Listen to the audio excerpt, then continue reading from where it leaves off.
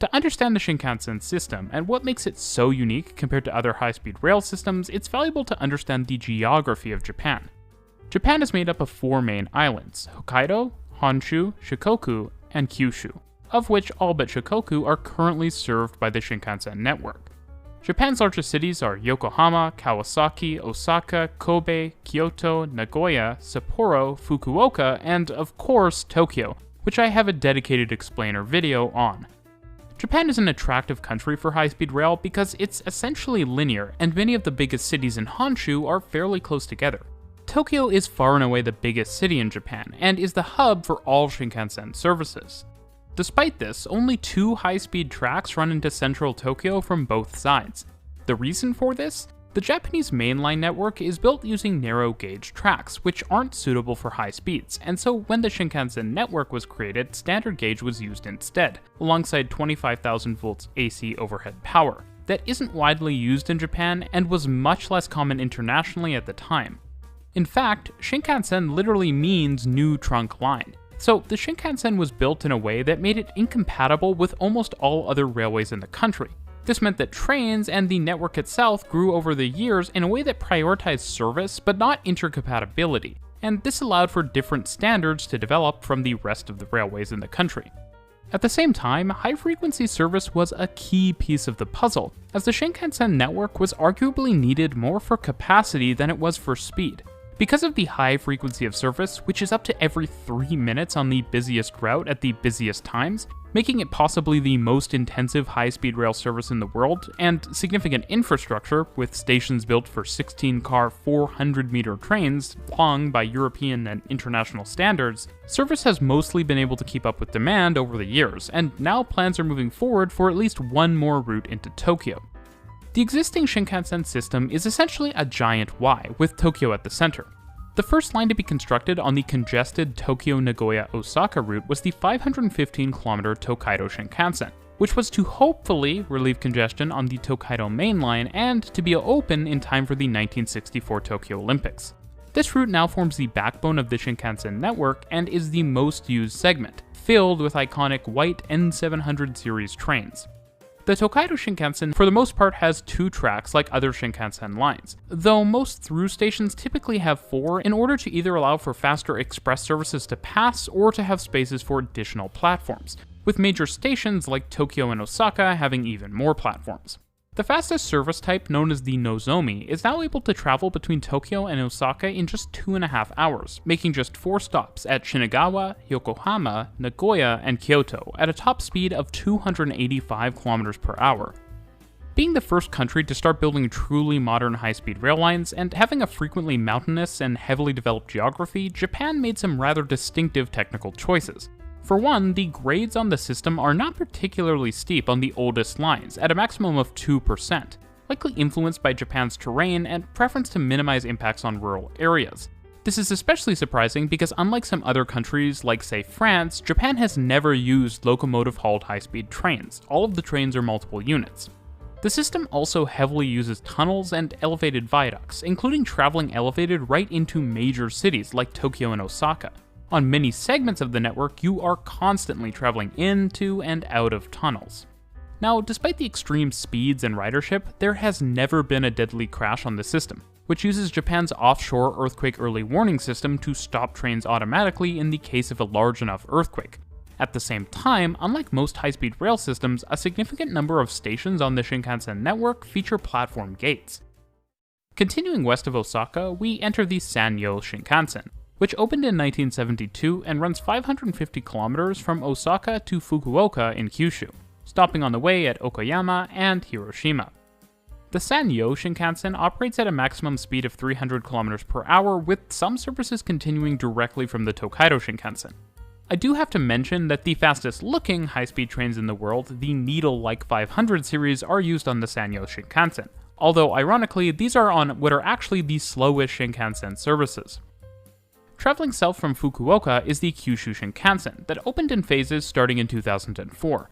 This line has a length of 257 kilometers and a top speed of 260 kilometers per hour, and runs south from Fukuoka south to Kagoshima, with some through services from Osaka running the entire length.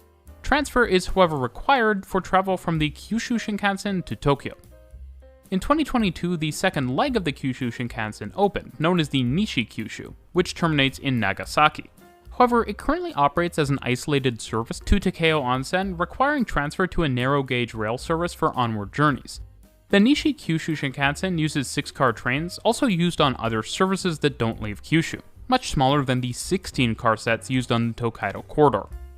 Heading back to Tokyo and towards the north, we have the Tohoku Shinkansen, which opened across a number of phases starting in 1982, initially between Omiya and Morioka, and eventually extending to Aomori in the north and Ueno and then Tokyo in the south.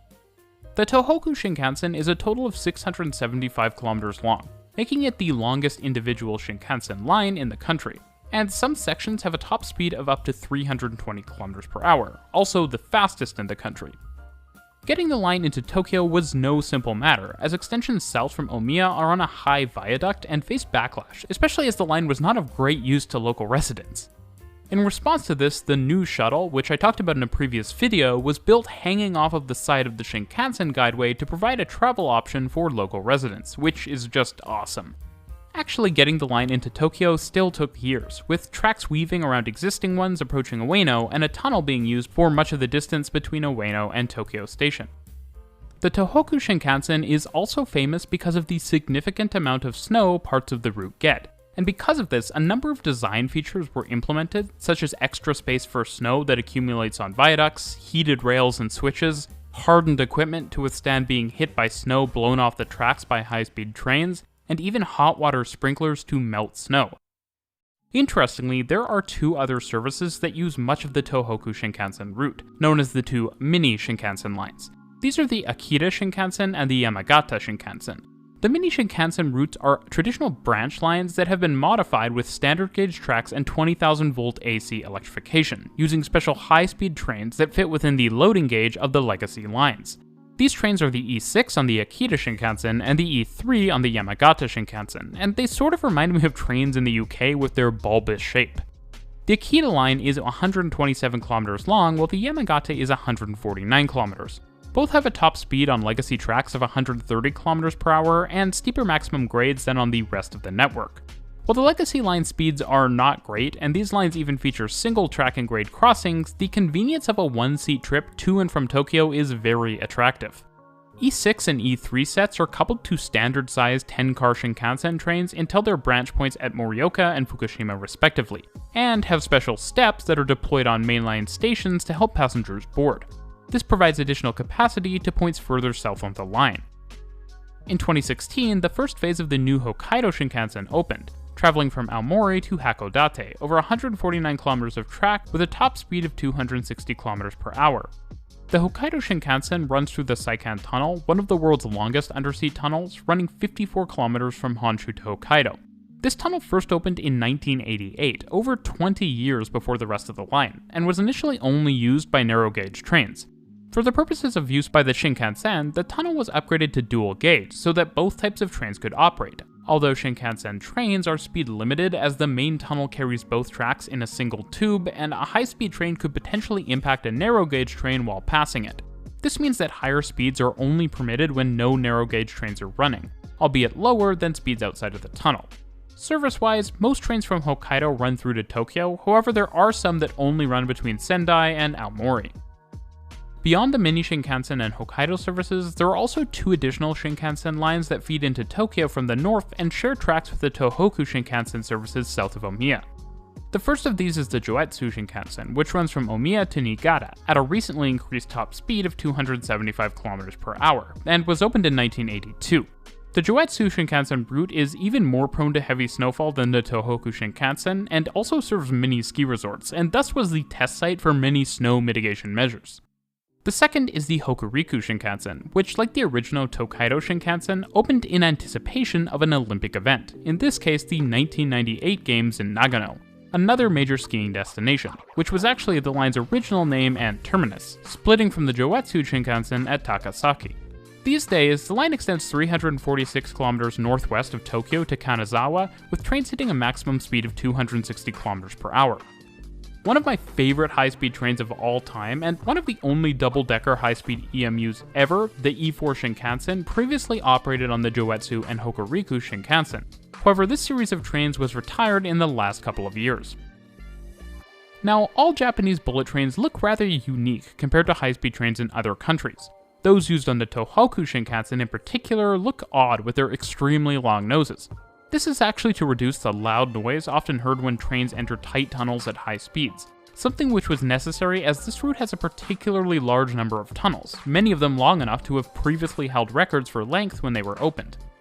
One of the most fascinating elements of the Japanese high-speed rail network is at Tokyo Station, and that's the fact that despite the Tohoku and Tokaido Shinkansen both serving this station at platforms that are right next to each other, there isn't actually a track connection between the lines, though it does appear that one could be built fairly easily, and no services actually through operate.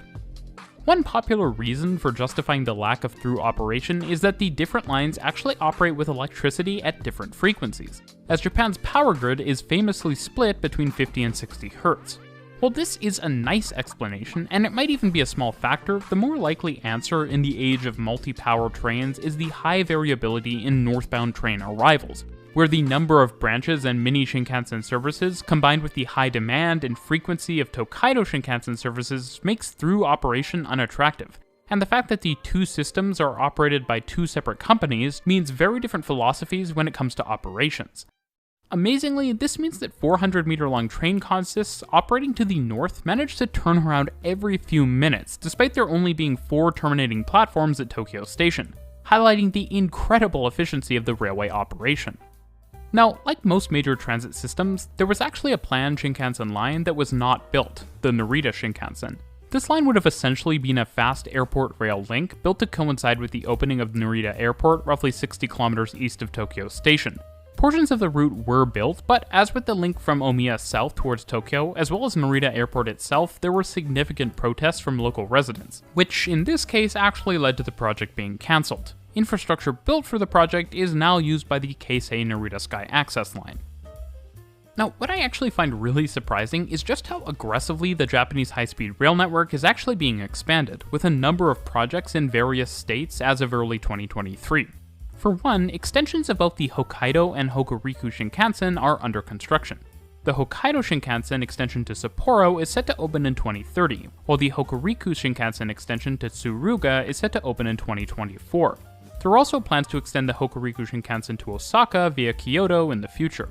And while work isn't currently happening, connecting the Nishi Kyushu Shinkansen to the main Kyushu Shinkansen would be rather simple as far as future projects go, with a link via Saga being only about 50 kilometers through mostly low-lying areas where viaduct construction should be fairly simple, although there isn't a lot of local interest in Saga itself for this line. There is also talk of a potential new base tunnel on the Yamagata Shinkansen, which would enable some higher speed operation and cut travel times on the route by up to 10 minutes.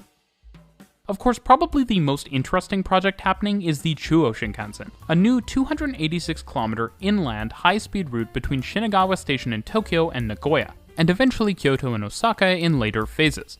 This project will largely be in tunnels traveling under mountains in central Japan, with the vast majority of the route being underground, including the terminal at Shinagawa. The first phase is meant to open sometime around 2030, though of course that's probably going to be delayed, with the extension to Osaka likely to not be opened until the late 2030s at the earliest. What makes the project most famous, though, is that it's going to use Japanese-developed high-speed maglev technology, with a top speed of a little over 500 km per hour, which alongside a more direct route between Tokyo, Nagoya, and Osaka will allow for a 40-minute journey to Nagoya and just over an hour to get from Tokyo to Osaka, versus 2.5 right now. The technology used for the maglev is really unique, with a tub-like track that trains operate in, running on rubber wheels at low speed and only levitating at high speed, as well as switches that operate more like those on a monorail. On the train, there is no cab for driving, and instead cameras are used. And perhaps most interestingly, boarding from stations will be via a jet bridge-like device that will extend out to the train. While all of this seems quite out there, testing for the technology has been going on for decades at this point, and if anywhere can justify an even faster means of land transportation and actually build it, it's probably Japan. Japan also has had some success exporting its high-speed rail technology. Taiwan, for example, uses 700 series Shinkansen-derived trains on its high-speed rail system, albeit oddly built with European track and right-of-way design standards. China also based its CRH-2 high-speed train on the Japanese E2 Shinkansen, and numerous Japanese firms were instrumental in helping China develop its high-speed rail system and standards, which, from the heavy use of viaducts to the train designs, are clearly influenced by Japan. Japan is also helping India to build its first high-speed rail corridor from Mumbai to Ahmedabad, which will use trains similar to the H5 series used on the Tohoku Shinkansen, but adapted to the local climate. Now, despite the limited number of other countries who have built high-speed rail using Japanese technology, what is clear is that the Shinkansen network has had a massive influence on other countries' high-speed rail networks, as well as a huge positive influence on Japan itself. The system has clearly enabled a level of travel flexibility that is unrivaled in most countries, even on high-speed rail. It is very much possible to show up to a station 15 minutes before departure of an intercity train, grab a ticket, and then head to your platform and get on board, without any long waits or painful security screening. Service is fast and punctual, and the trains themselves are very nice, both inside and out.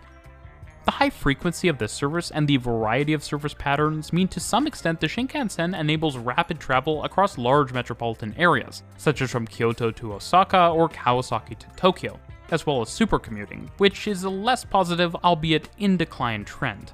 The network is also always improving. The Joetsu and Tokaido Shinkansen started operations at lower top speeds and were eventually upgraded, largely in the form of structural improvements and improved sound deadening to enable higher operating speeds.